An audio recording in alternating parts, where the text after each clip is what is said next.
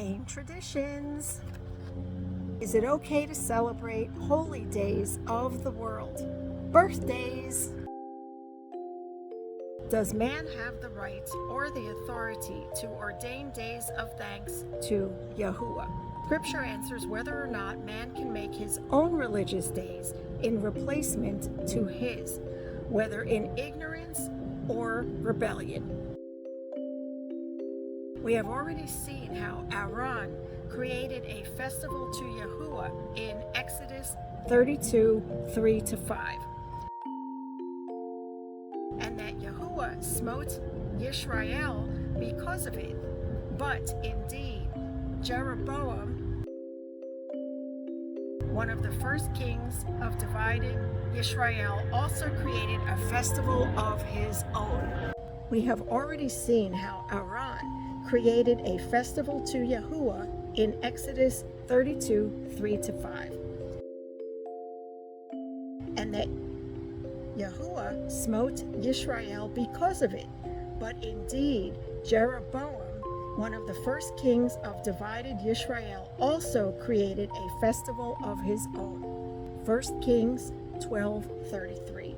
And he made offerings on the altar which he had made at Bethel on the 15th day of the 8th month, in the month which he had devised in his own heart. And he performed a festival for the children of Yisrael and offered on the altar and burned incense. Notice the wording that Jeroboam chose a date that he had devised in his own heart. Scripture reveals that Yahuwah considered it an abomination, and Jeroboam and his house was cut off from Yisrael because of it. Every account in Scripture shows that when man creates a holy day of his own, it is an abomination to the Most High. This is because it is disobedience to the commands of Yahuwah given through Moses. Birthdays. We have seen from Scripture the actual birth date of Yahusha. The Messiah is not even recorded in Scripture and can only be estimated. If we are not even commanded to celebrate the birth of the Messiah, then what right do we have to indulge in the self-gratifying celebration of one's own birth?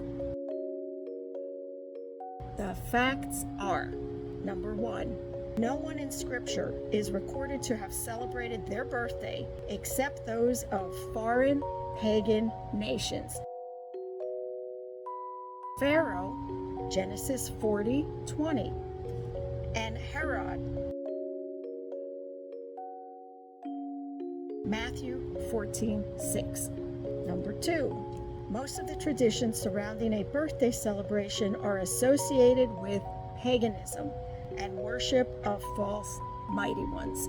Birthday traditions are not only rooted in the pagan practice of astrology, but Egyptian pharaohs ordered businesses to close on their birthdays and gave enormous feasts.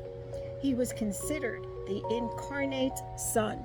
In ancient Greece, wealthy males joined birthday clubs composed exclusively of men who shared their birthday,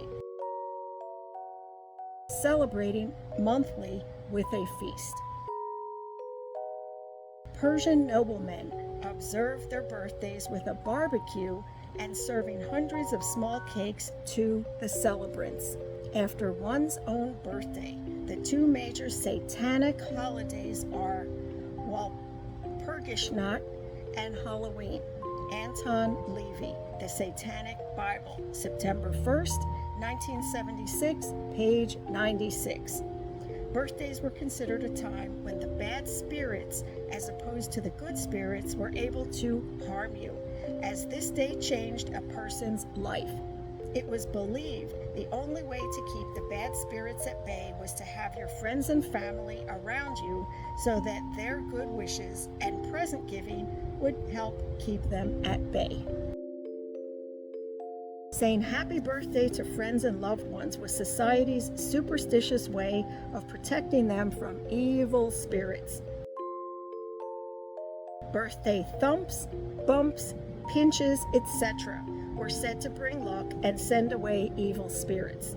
Party snappers, horns, and other noisemakers were also intended to scare off bad luck spirits. The custom of lighting candles originated with people believing that the mighty ones lived in the sky, and by lighting candles and torches, they were sending a signal or prayer, palal, to the gods so they could be answered. When you blow out the candles and make a wish, it is another way of sending a signal and a message. The lighted candles for the cake also may have originated from the birthday of the Greek moon goddess Artemis, honoring her every month with moon-shaped honey cakes. Because the moon glows with light, the cakes were decorated with lighted candles. Also take note that candles are a ritualistic part of nearly every one of the pagan celebrations covered. Jeremiah 7:18. The children are gathering wood, the fathers are lighting the fire, and the women are kneading their dough to make cakes for the sovereigness of the Shamayim, or heavens, and to pour out drink offerings to other mighty ones to provoke me.